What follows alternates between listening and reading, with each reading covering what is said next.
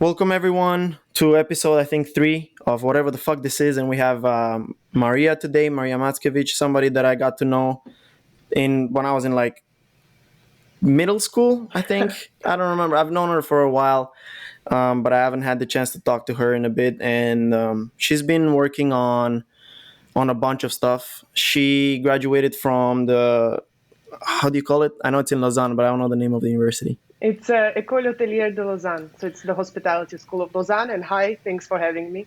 Yeah, she's just an awesome human being, and honestly, the reason that I'm having her today is because I feel like she shares a lot of my views on the world and on borders.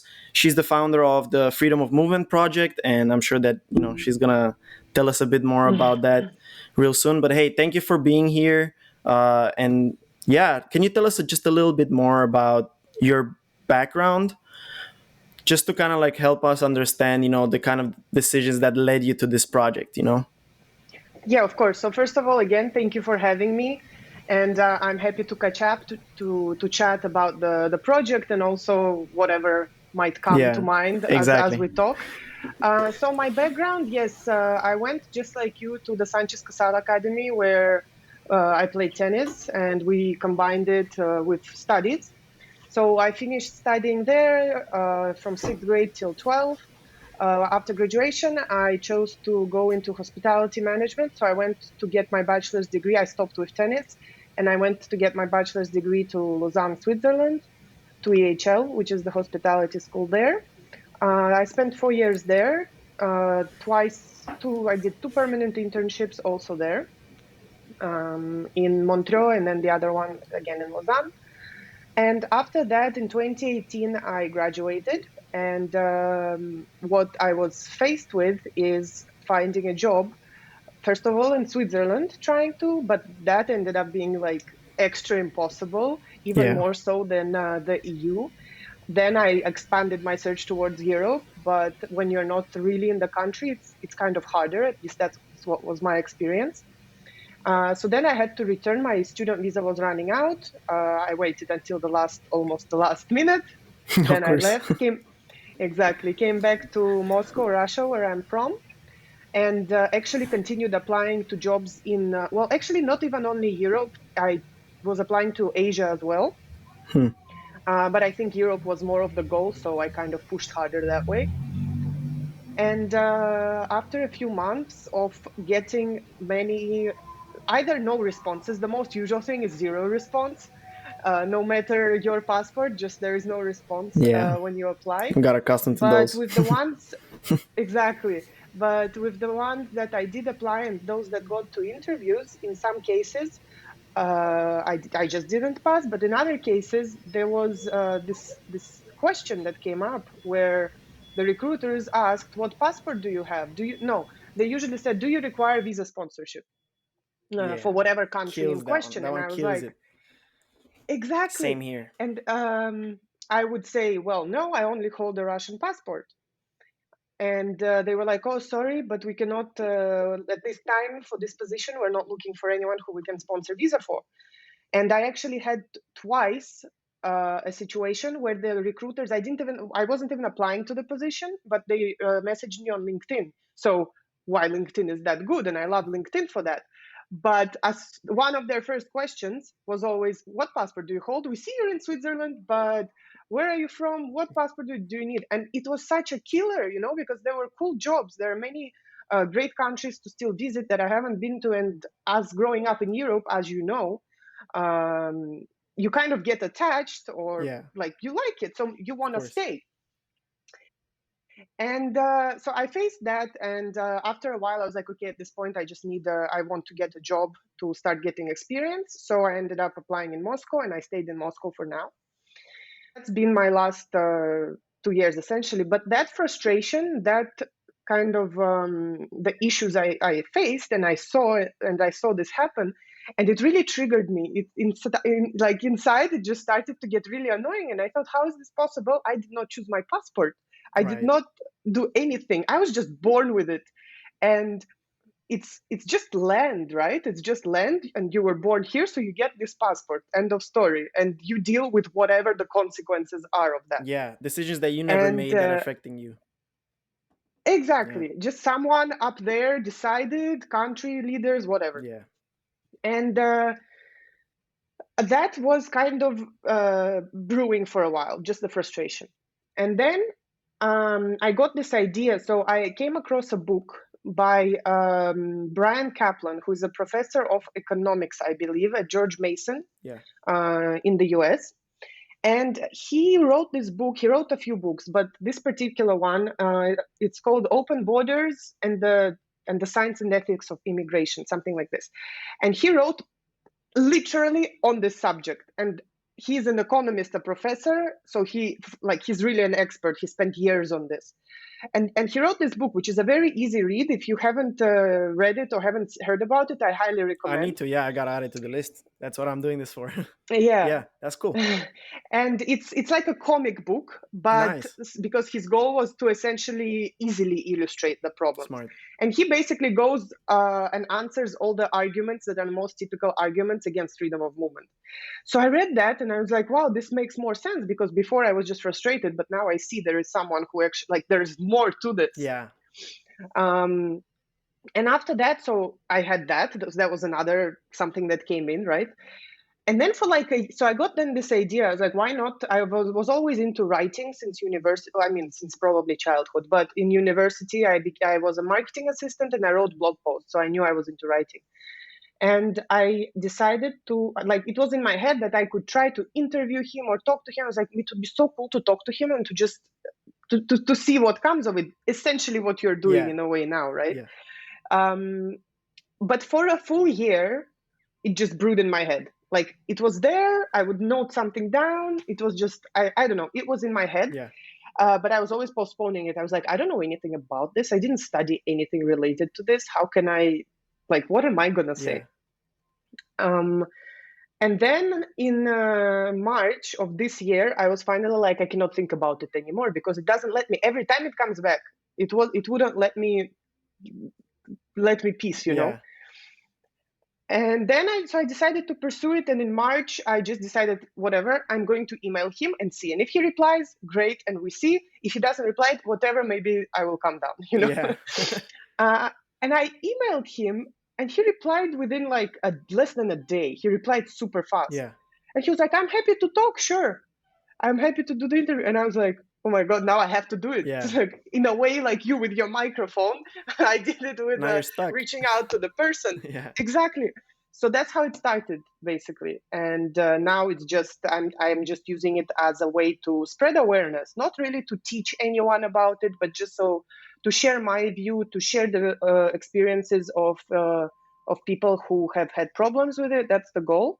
And to just have a discussion. So that was quite long, but yeah. So no, that's that's the perfect. background. That's perfect, and now we can dissect it. So I was thinking a lot about it, and I read a lot of the stuff that you did. I went on your website just to like get familiarized with not so like the content of it, but also the point of view that you come from, like the Mm, perspective that you come from. Like I didn't know you lived in so many places too. Like I knew you lived in Barcelona and Lausanne, whatever, but I didn't know that you also lived in London before that. mm, Like it was yeah. really cool to see that you grew up with an idea of travel that was very free, right? Like you still were from Russia, but you still were Because of allowed. student visa. Exactly. That's what I'm getting at. Because you were a student and I was a student. And as long as I'm still considered a student here, post graduation student, I'm fine to stay here because Oh, is we're that how you're paying staying money. then? Yeah. Because we're Okay. paying money. We're consumers, right? You're post Mm-hmm. like here I count as a post graduation student that's practicing basically. Like my job Okay. is basically practice, which is cool. And It's nice. how long does that last? How long One can you do year that with the for? option of extending it for two more. Every time you extend it, it costs you almost $600 to renew it every year. And Mm-hmm. in order for you to like renew it, you gotta be employed by someone that's within the program. It's sort of like a visa, but it's a bit easier, you know. Okay. Um, but still not like not all the places offer you that option. And also I cannot work in anything else but my industry, so I cannot be like, oh, I can go work for Starbucks and they'll give me a visa. No, it doesn't count like that. It has to be from Hmm. within my own like point of view. From where you Anyways, studied, like your degree, right? yeah, Hmm. for my degree, like my it could be anything, marketing, sales. It's still restricted to that. And what I was getting at is we both grew up, like I moved from Romania to Spain to United States as a student. You moved to so many different places, and we grew up with this definition of movement that was so free. And for now to like say for now like for countries to say no, you cannot stay here anymore because you're not a student anymore, you stop and think and you're like, oh, because now I'm starting to get money from you instead of giving you money. So now it's not as easy. You are still contributing with taxes, though. You would be Exactly, you're still still renting contributing. renting there, buying food there. Like it would still be Yeah, circulating, right? yeah, exactly, that's their mentality. I'm like, exactly, like I'm contributing so much more, and a lot of those taxes are not even coming back to me. A lot of Mm, those taxes that I pay, like that we pay, are not applied to, like they're applied towards projects that don't like involve me, for like elections. There's a mm-hmm, lot of money that goes into that. I'm not even allowed to vote. So mm-hmm. there's a lot of stuff that goes on, and I'm not sure. I think for you it's even harder because you're from Russia. Like you really, like wherever you go, you're gonna need a visa, like Because including Europe. Romania is EU, right? You can work in Europe, as far as I Yeah, know. yeah, I can work in Europe, where like I can work pretty much anywhere, like with difficulties, but within Europe I should have no difficulties of working. Yeah. um so I never like I never even thought of like going to work for Europe like until now, but who knows. Have you Which is ever fine, like you went to the yeah, US, you want to stay there. Like, what's the problem? exactly, like a lot of people are like, why do you want to stay in the United States, like home is in Europe, and stuff is like crazy in the United States right now, and like I'm like, dude, I came here with a mission, and you went to like Switzerland with a mission. You were going to study, and then you wanted to potentially find work, right? That's if I'm not Hmm. wrong. Yeah. So I want to follow through with that. I didn't just come here to graduate and come back home. I could have done that home. I came here for the opportunities, the new people, and now I'm facing the fact that at some point I might have to leave, And it's not and it's really up to scary. you. And it's Yeah. it's not up to me. It's not up to me at all. Like there's certain things that are up to me, but they're not all up to me. So I guess my question is like, do you foresee any future in which there is going to be, maybe not a borderless world, but definitely a world where people can travel a lot more freely I and do, can exist because wherever they want? I mean, I definitely do, because that's the goal. For me, from my perspective, from my like viewpoint, that would be ideal. And Yeah, I don't mean necessarily that you need to let everyone, let's say you want to live in the US and you want to be completely a US, you want to vote, for example. I'm not yeah, saying that you need to give all these rights that could be considered inherently for the citizens. No, but exactly, let people come and find work normally, make it easier legally, okay, and then just have some rules in place. I'm not saying that they need to take advantage of people, of citizens who did pay taxes. Like, there are systems you can come up with, I'm sure. yeah, Just don't make it so hard, because we didn't choose to be born where we were. This is just a world, right? So why can't we choose to live where we want to live? exactly, Doesn't matter if Europe is your home or Russia is my home. Maybe I want to come back to Russia later, if I leave. But maybe for the next 10 years, I want to live in X, Y, and Z. Why exactly, can't I? exactly. So yes, to answer your question, I I hope in the future that's where we're heading. I think part of it is, especially at this stage, is discussing this issue, because it is not discussed at all. When we discuss gender inequality, we discuss racism, we discuss cultural appropriation. I don't know, all of these very important issues too. But this is something that most people don't think about, and it is not discussed. But it is also discrimination. Yeah, I feel like it's the That it is. overarching reason why we're so separated. Like this tribal Mm, mentalism is because we cannot see more of each other. When you like, because of exactly. yeah, continue. Sorry, I just wanted to Exactly. say like No, that's no, yeah. overarching everything. All the current like, or a majority of the current like bad things going on.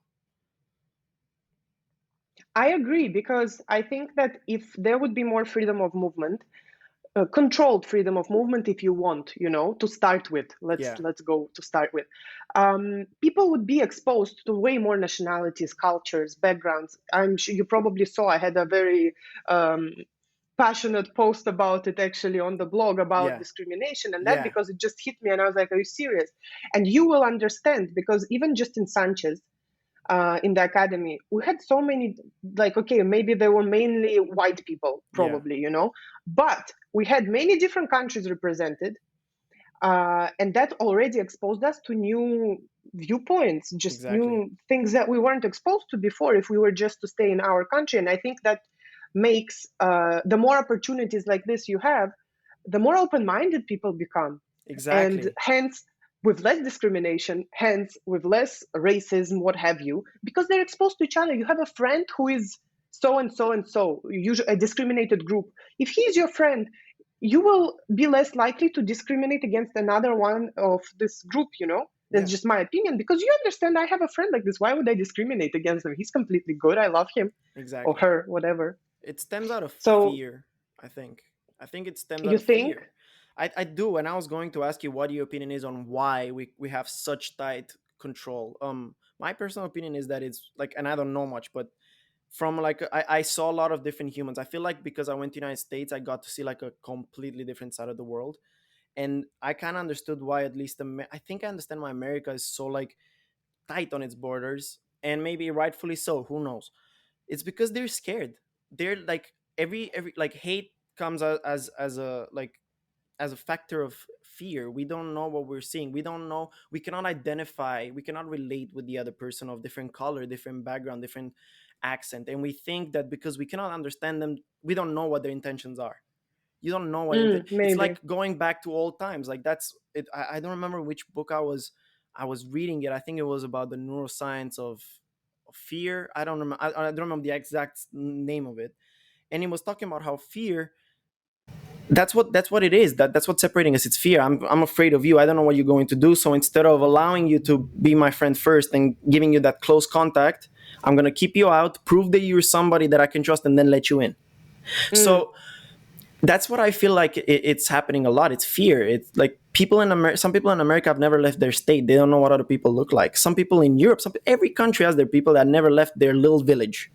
hmm. So when they see a black person for the first time, they're like, "Oh my god, I didn't even know this existed." Like there still are people like that today in 2020, and that's crazy. Yeah. No, I think you're right, to a degree. I'm sure fear plays a role. I think part of it is also not awareness, not even think, like some people just don't think about it. It just Yeah, doesn't come to them, especially if you're from a more, I call it more with a better passport, a privileged country. Even my European friends with EU passports, it never even occurred. Sometimes they text and they're like, "Oh, come here and here, you know, in Europe for the weekend," and I'm like, "I need a visa to come yeah, there. I can't just buy a ticket." So even just if I talk within Europe, even they have this freedom of movement in the EU, and it just doesn't occur to them. It's not their fault as well. It yeah, doesn't occur to them that other people might need visa, which is a restriction. So there is a part of fear, there is a part of not being aware, and then I think there's just lack of understanding, because the fear, I think, for some people depends how open they are to change their mind. Once they understand, once they educate themselves, or other people educate them, I don't know, what have you, um, on the subject, and how there's actually not that much risk if you do it properly, or like you address the fears, then it would be you could kind of convert them, right? So it's these three things that are kind of intertwined, I would say. But I agree yeah, with you. Fear is part of it, because we're afraid what we don't know. Even as humans, we like to stay safe, no? Or we yeah. usually, our natural instinct is to stay in the comfort zone, and our comfort Right. zone are people we're exposed to. So. And this is a question that I always ask myself as a counter question, like to make sure that I'm seeing both sides. And I'm like, would a drastic change in the way we see movement around the world, would it have potential negative impacts? Like I'm trying to feel like what the negative Mm, impacts would be, just because when you take like these decisions, there's always the best of the humans in mind, but there's always going to be something that we left out. And I've just spent a lot of time thinking of the other side. Like, hey, why aren't they doing it? Like, what are the some things that might be negative? You know? Yeah, so some of the negative things, there are many parts, I think. And some say, well, we should prioritize our people of our country. So we need to give everything, save the jobs for the people of our country, blah, blah, blah. Understandable. Okay, let's go with it. But you don't like the people coming in, if they will come in and they will work. First of all, yes, there'll be more competition for the jobs you have. But if there's more competition for the jobs you have, people are forced to level up, right? Or people who want to stay competitive are forced to level up. People are forced to level up.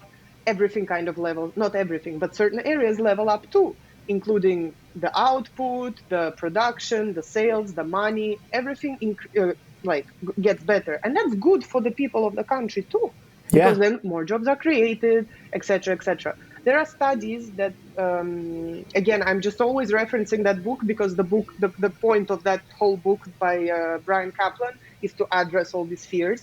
And Yeah. there is like these numbers that prove that the GDP, if there was a freedom of movement or something, like I don't want to quote exactly because I don't really remember the exact data, but the GDP would go up, the like a lot, like quality of life could go up, everything, because people who are, they also say, oh, all the lower class, super poor people would just come to our country and leverage our system, leverage Yeah. our unemployment benefits. Okay, don't give them unemployment benefits. Don't, make the system. Nobody is calling for, or at least I'm not calling for, boom, erase borders, everybody go everywhere. Do it step by step that it's comfortable with, and let's see the improvements. Or if there aren't improvements, let's see if it gets worse. But if we look at, for example, now the pandemic, right? Super accurate right now. Yeah. The borders closed. The economies of all countries suffered, right? Or Exactly. I'm pretty sure of all countries suffered. And that was even that was closed borders, but extreme. But you're doing that exact thing when there is no pandemic. It's just to a lesser extent. Yeah. So, like, that's a perfect, not perfect, but that's a similar example, right? Yeah. Yeah. So, It's very interesting. Like, I saw also a graph. I think it was a study made by Forbes, and it was a graph that would show what the country would look like today, what the United States would look like. Sorry, not today. Within 5 years, if all international students were to be removed from like the mhm. system, and it showed like that international students in the United States are one of the best consumer categories within the United States. Like, whenever we're students in America from outside, we spend the most money in the United States because tuition, because of everything. It doesn't matter if it's Yeah. like student loans. It doesn't matter. Eventually, we pay a certain amount of money, and without that money, a lot of the programs that the United States has wouldn't be available. A lot of the funding like the universities get to do, community projects and all of that, they show the extent of like removing just the international students, and for them to be treating them like that. I don't know if you saw what happened a I few months saw. ago. Trump was trying to like Kick basically you shut out down. if Yeah. it's not face to face, like go home Yeah. and study from there. Yeah, you're gonna have to stay home and 7 hours away and do a class with 7 hours difference Hmm. over the sea. Whatever. Many people said he was forcing it so that the universities would open up. I don't care. I'm not Okay. like to discuss, Yeah. but I was thinking like, dude, you're treating your international students like shit, and they make up a big part of the economy that everybody cares here about. Everyone here Hmm. cares about the money and economy. And I was thinking And like, not dude, to mention they're super sorry, but yeah, no, just a go on, go on, go on, go on. quick input. Not to mention, if these international students really want to stay in the US, they're way more committed to working hard, working extra, contributing to society, what have you, because Exactly. they want to stay. So they're contributing, right? Okay, sorry, just put that Yeah, in. that's what I'm saying. Like, the only like I'm not here. I don't want to stay. I don't want to come to United States and lay on the couch and do nothing because I cannot live if I do that. Fun enough, if I go back Hmm. home, I could probably do that. So I'm here obviously to work. I'm here, and everyone knows that why immigrants have such a good working habit because, dude, there's no other way for us. And like they said, like we have like a lot of potential benefits for the United States, and yes, that means that your citizens need to get their shit together, because the average American, if the average American is seen as I'm not saying that is seen as a Hmm. lazier worker than an immigrant, there's certain companies that do take that into account, and Yeah. like it's BS. It's like all like propaganda that we're stealing jobs. We're not stealing jobs. We're coming here and working hard, which is like, how is that stealing anything, And Yeah. that's what I was saying. Like, you should treat your students like they should, like the United States should treat their students a bit better, and because we're already paying a lot, and then after that they're not being taken care of. And in Europe as well, I'm saying everywhere. United States is Hmm. just an example. How long did you have after you graduated in Switzerland until you had to like leave the country? Did you have to leave immediately after, Well, or? like a month, 2 months. It's just because you start, like my visa was from September when it starts until Oh, the okay. next September. So if I Yeah. graduate in July, it's just until then. You could, in Switzerland, there is an option to extend your visa, your B permit, it's called, for 6 months without permission to work. So you have to show them that, so you have to stay there, show them that you have enough money to stay there, Yeah. but not be able to work there. So you use the 6 months to find work. But like I know people who used it and they still didn't find work because no Swiss employer wanted to sponsor them.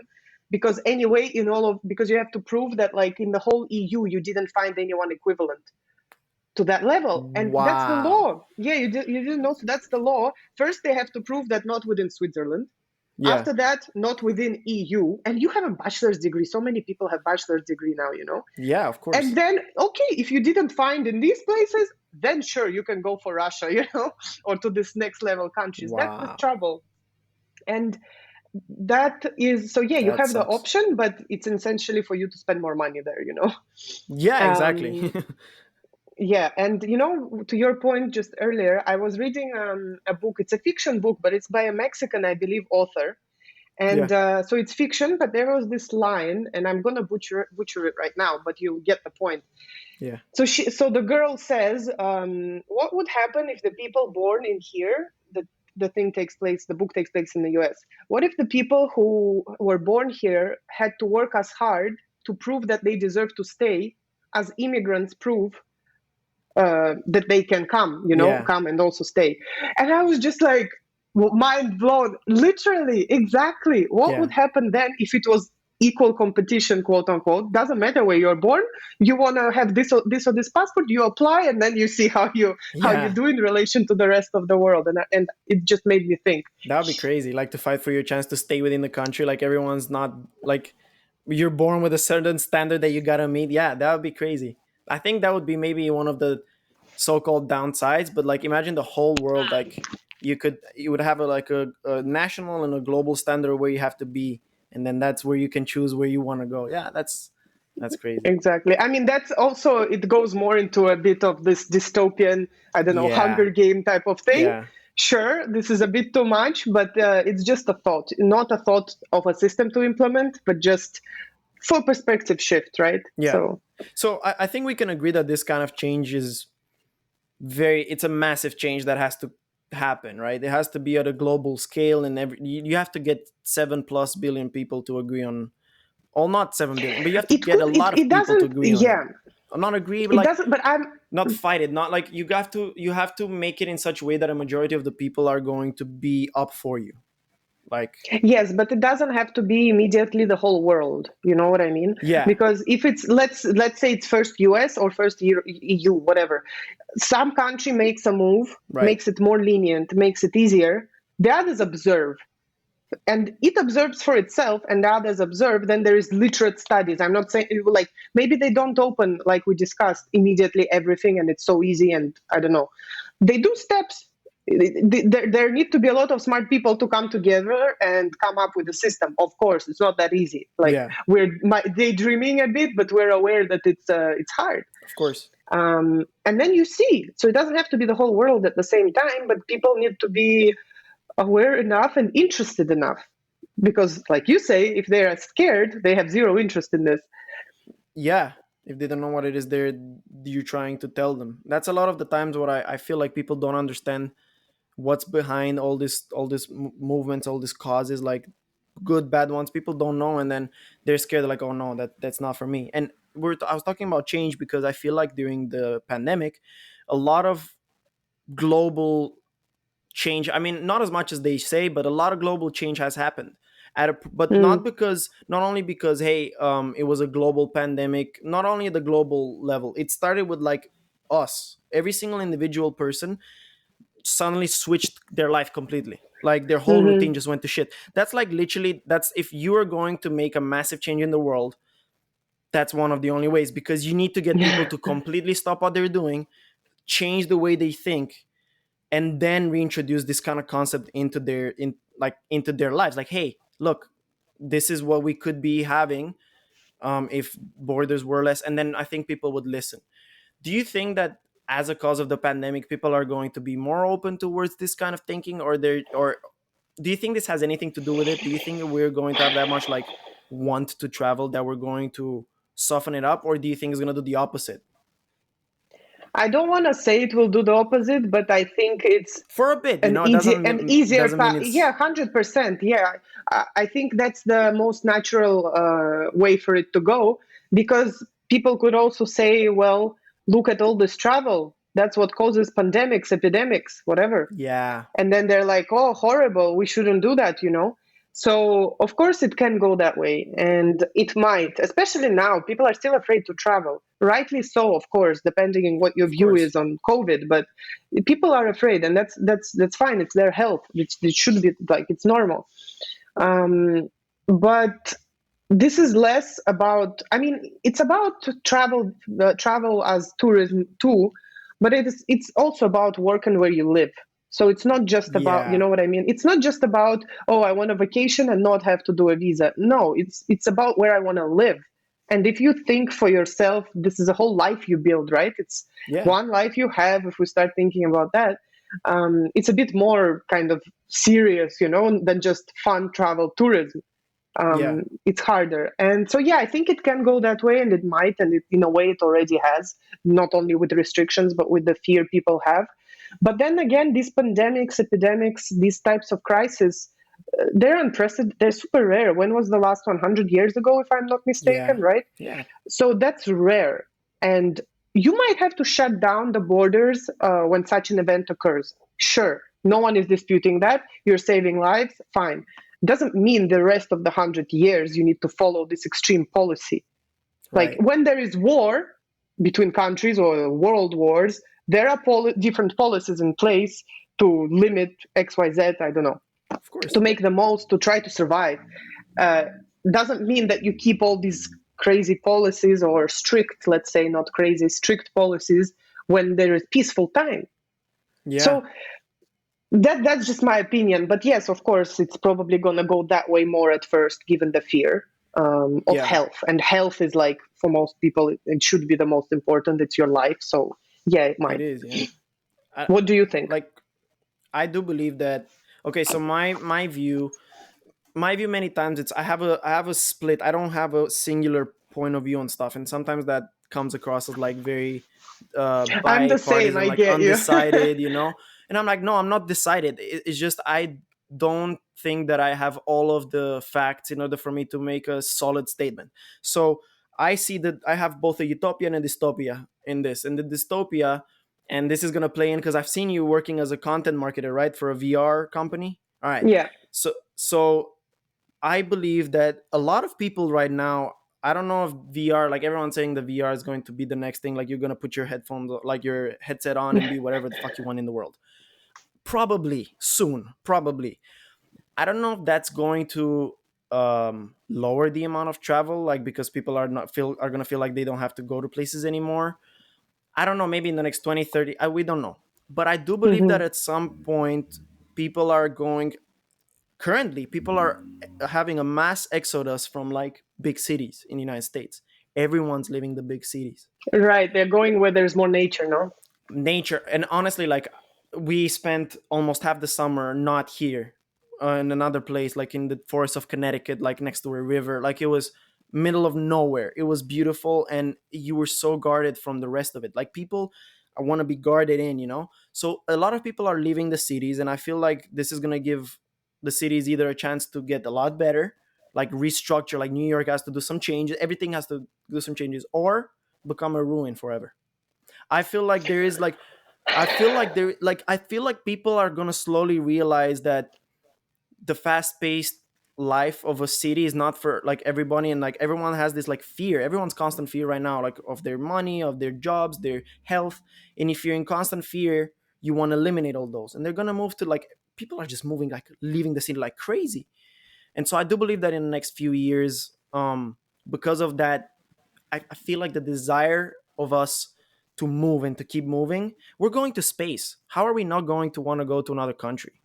Like our natural born explorer inside of every one of us is going to want to go and see. And I feel like it's going to end up like in a conflict, and then after that conflict we're going to be able to travel. But I don't feel like it's peacefully going to transition into, hey, suddenly everybody can go wherever they want. I don't feel like it can come from a peaceful What do you mean by agreement. conflict then?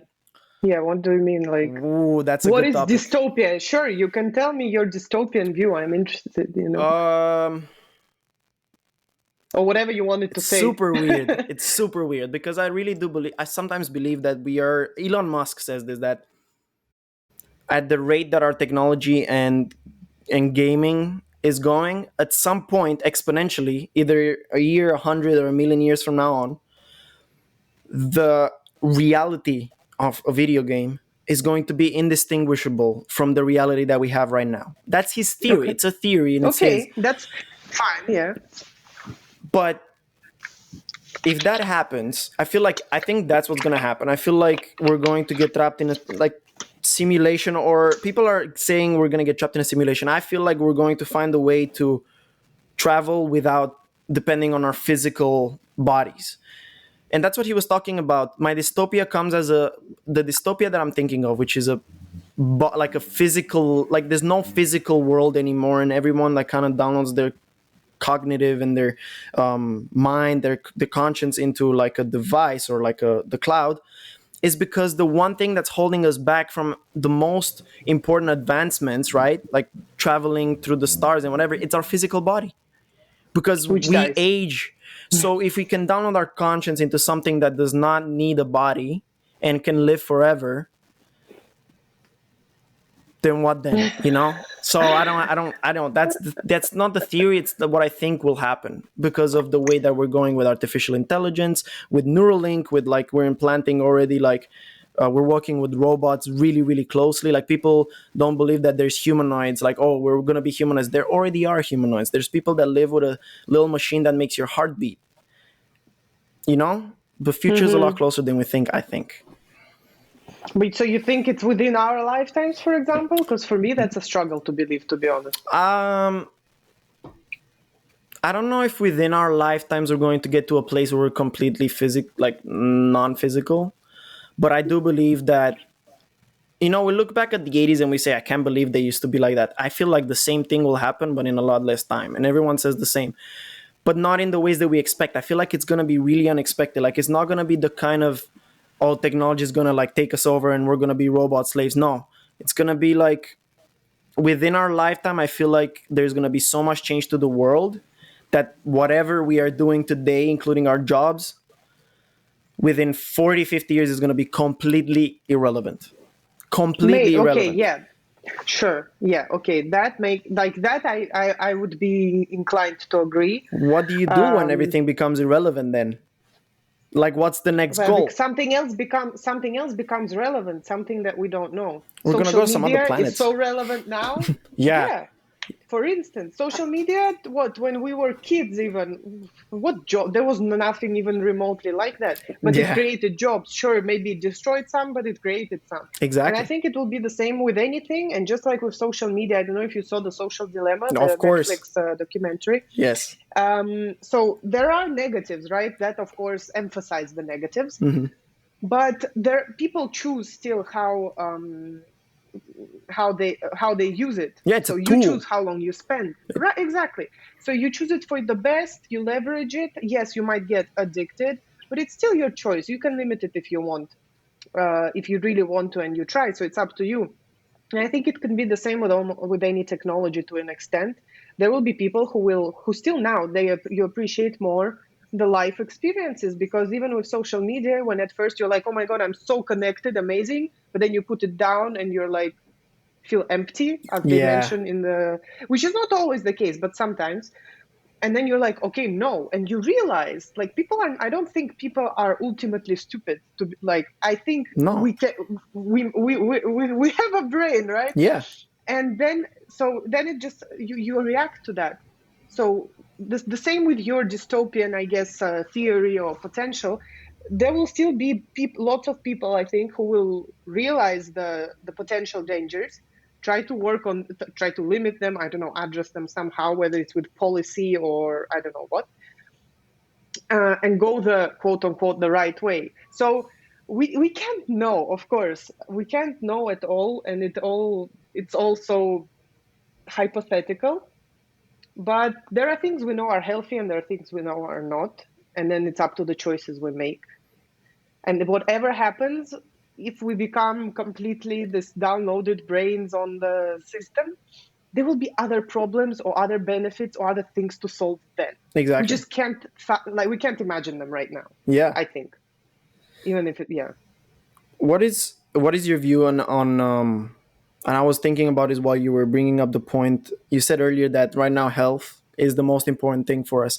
Mental health is also like a big thing, like that's happening in the United States. And I don't want to go too far off where we're talking, but I wanted to tell you that like from country to country, from place to place, I've seen mental health being approached in such a different way, and you know exactly what I'm talking about because you grew up in an Eastern European country, Hmm. right? Like you have Eastern, Well, well, ish.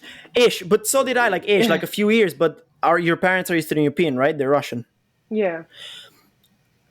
I don't know exactly how you brought up. I was brought up not like, oh, just get over it. You know, I was kind of brought up with an idea like, hey, you got to be tough, you know, but it's okay. You got to tell us when you're not feeling well.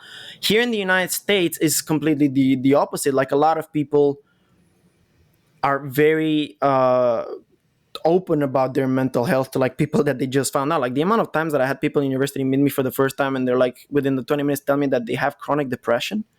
To get somebody in Romania to tell you that they have chronic depression, I don't even think a mother to the son, uncle to, like, nobody says, like, I don't know, like in Romania it's not that often. And my point, and that's the small adjacent, like the thing that I want to say. Hmm. But anyways, according like mental health, what is going to stop the kid that's being bullied on not even classroom anymore, on Zoom or whatever, is being bullied in on the Zoom class, to like finish class, put on the virtual reality goggles and I don't know, go to another, not another game, but another place like we used to have Club Penguin or whatever, that you go and you are an avatar somewhere else and you have another complete personality where you can actually earn money there, and that becomes more important than real life.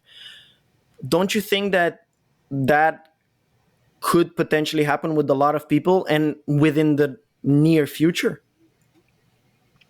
Yes, so mental health is a super interesting subject, and I think especially not only from where you come from, but also because in school, I think in most countries it's not really talked about. You might have a psychologist or another, Yeah. but you're not brought up on you're not aware, you don't know all these problems, and then you enter adulthood, and then you're faced with all these, because school is very structured. Sorry, I'm completely starting from the No, beginning don't of your worry. I question, but love I this. remember.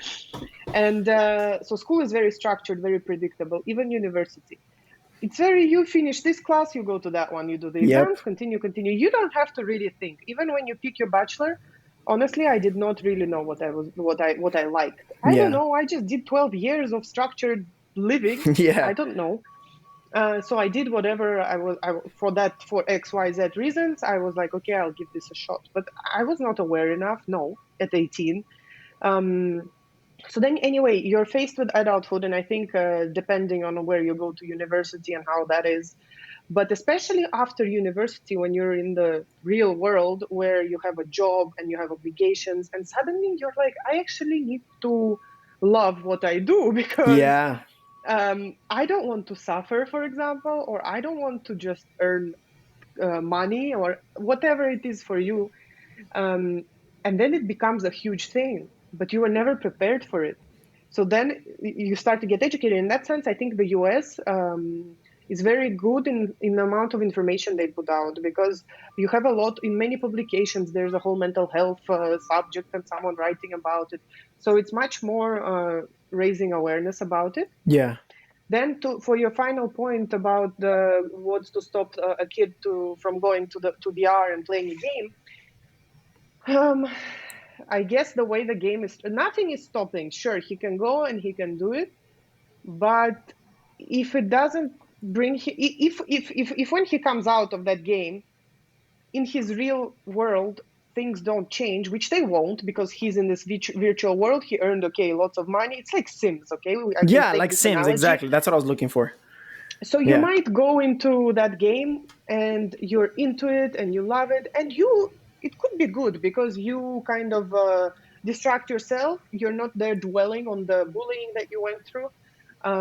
So you distract yourself, you feel better, but then you come back, and then you still have to face you still have to face your problems. So it still goes the natural route. I feel like you're either address this problem, you're taught to address it, which I think you should be, whether by parenting, whether by school, both ideally, or you're not.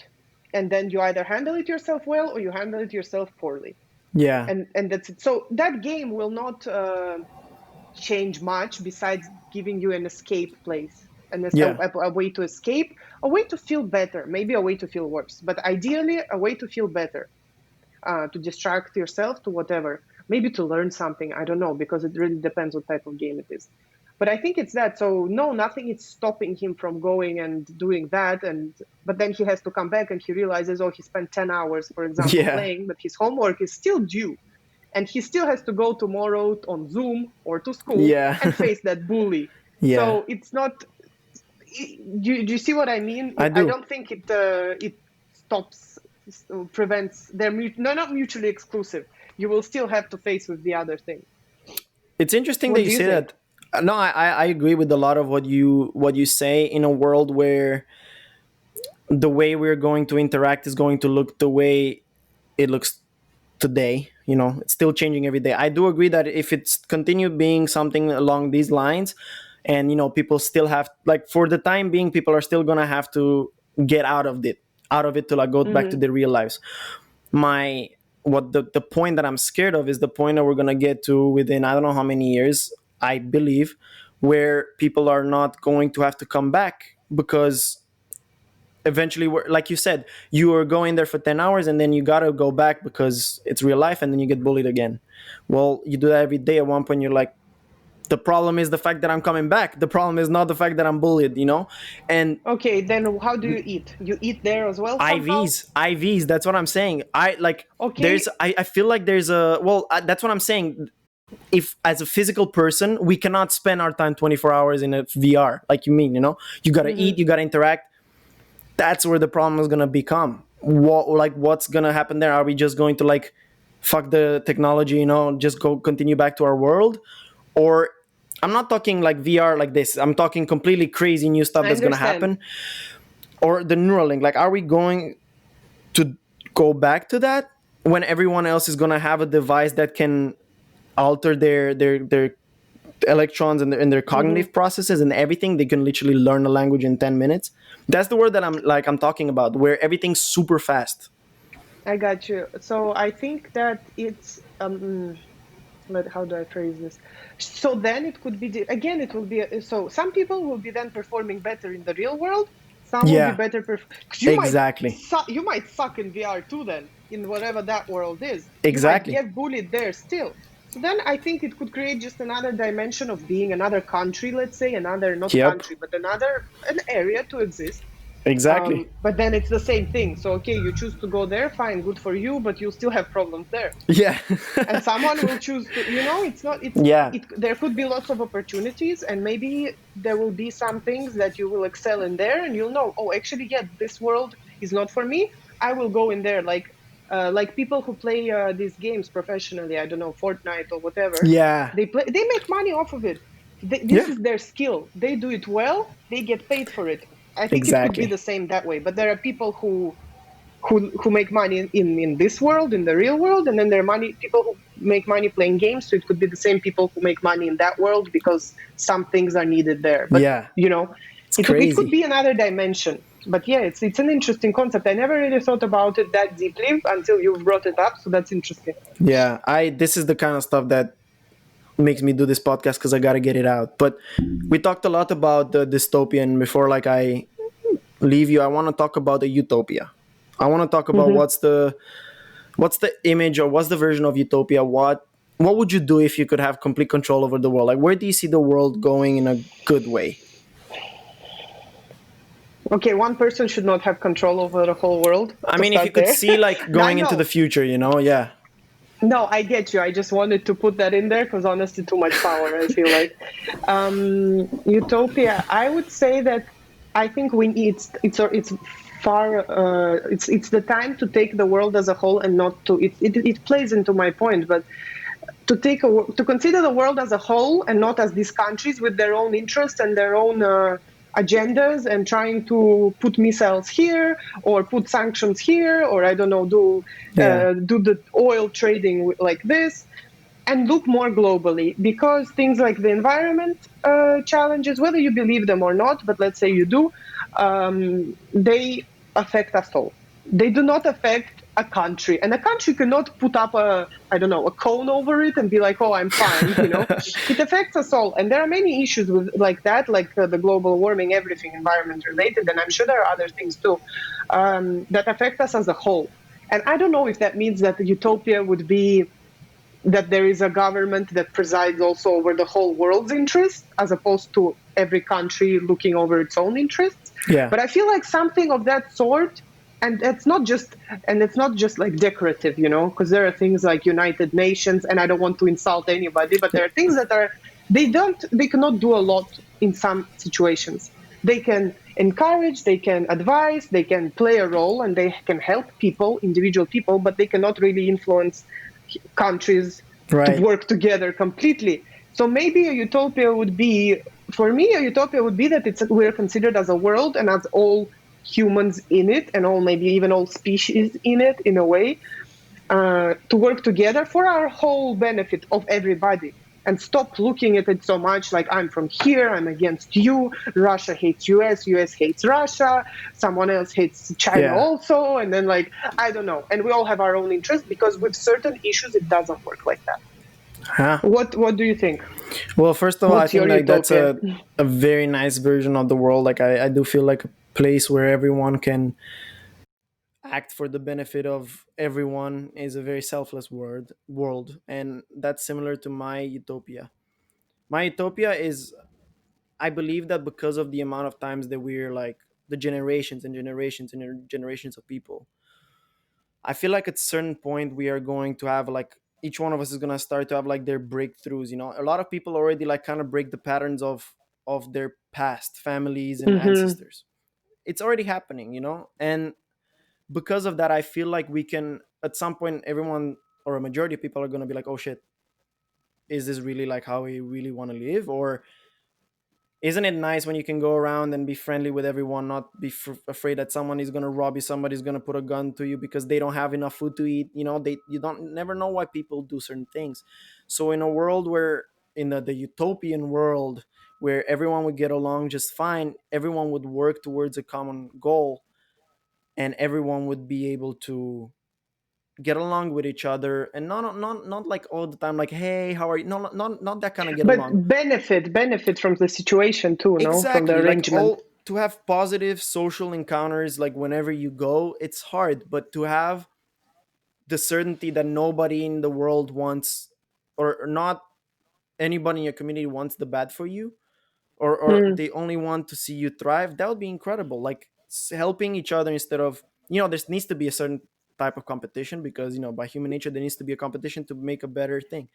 But I feel like when we all realize that we're just trying to like compete and work for a job that in the wider view of all the things in universe makes no fucking sense. I'm pressing numbers on a fucking computer. What are numbers? What are buttons? So I feel like once we realize that a lot of the stuff that we're doing is an extra layer to occupy our time for the time that we're on earth, and we're all gonna to be able to like work towards a common goal that's actually important for everybody, like I don't know, exploration of the, if it's the exploration of the universe, it's the exploration of the universe, but not to Hmm. go and colonize and make money out of it, but to like find out what's there. For example, Hmm. Yeah. if we can do that, I don't know, I'll be happy intelligence downloaded on a cloud in 150 years, you know. that's Yeah, no, that's what it is. that's a good. It's interesting. It's all interesting, and I really like the discussion because and this is another subject that can be a whole other thing about people leveling up and breaking Yep. generational beliefs, Yep. and this is a whole other subject, and it's all related.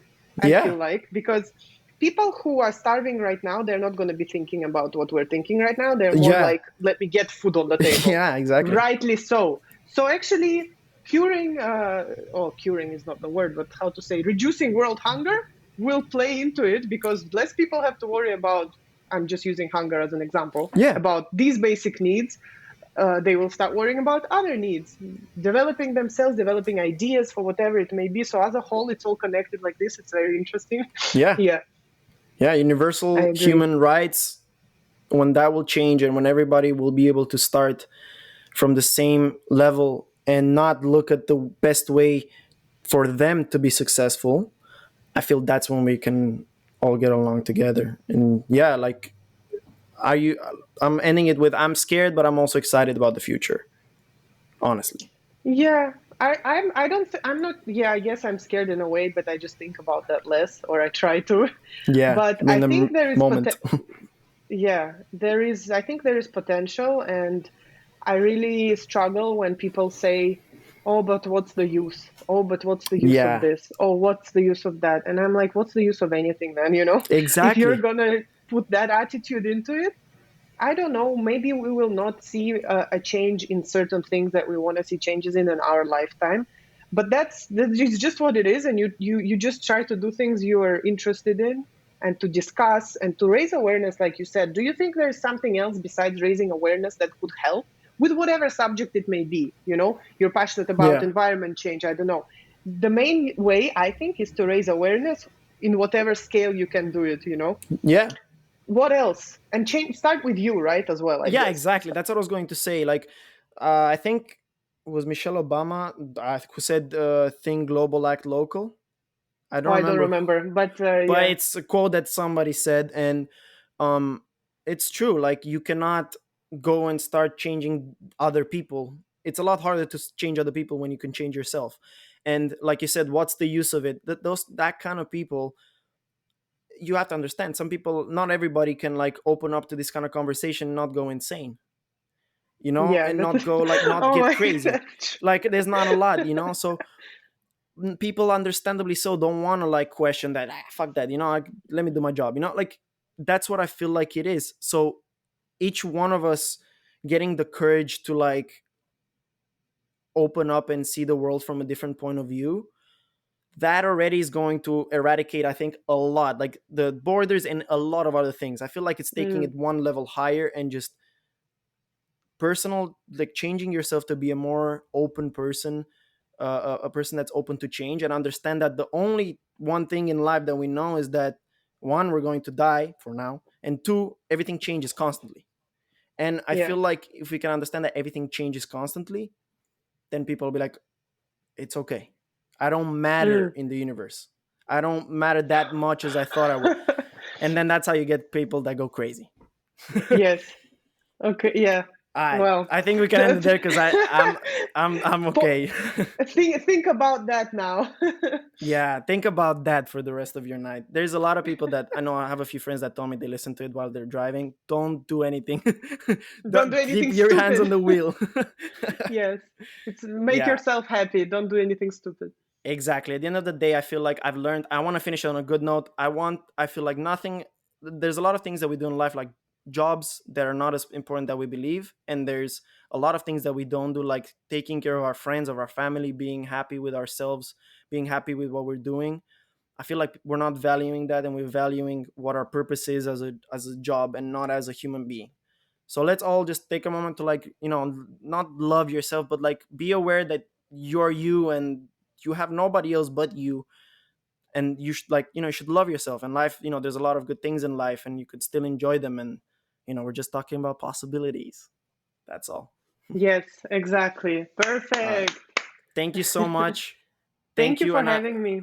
I doubt. Hey, if you want, I'm gonna have you on again, because I feel like there's not a lot of people that can get this kind of conversation going with, like we said. So I would love to have you on again. I'm happy too, and I hope you check out the book and maybe even reach, Yes, if you're interested, maybe reach out to the author, to the professor. I'm sure he might be I happy was gonna to say, talk. So yeah, do that it, would be and crazy to I'm have you on. happy. Yeah, and because you do video as well and everything, Yeah, I'm more, thus far, I'm more of a writing person, but we'll see. yeah, So maybe do that, and I can send you some more people actually in relation to this subject that could be that would be discussed. crazy. That'd be crazy. Please just Awesome. drop me the name and the book, and we'll talk about it. Okay. Thank you so Will much do. for joining. And let me just finish the recording. I'll see you the next time.